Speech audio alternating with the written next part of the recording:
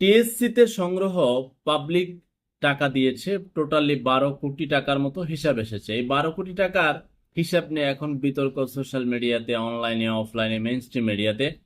বিতর্কের অন্যতম দুই চরিত্র হাসনাত আব্দুল্লাহ এবং সার্জিস আলম।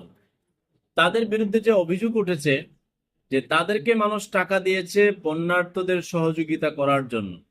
মানুষ তার ঘরের ছোটখাটো ব্যাংক ভেঙে তাদেরকে টাকা দিয়েছে, এখন তাদের টাকার সর্বশেষ ঠিকানা আরেক ব্যাংকে। কেন ভাই?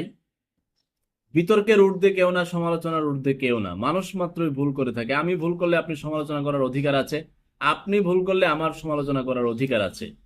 কারণ আপনারা এই গত জুলাইয়ে যে কার্যক্রম করেছেন বাংলার মানুষের জন্য, দেশের জন্য, সম্পূর্ণ আপনাদের প্রতি মানুষের ভালোবাসা অনেক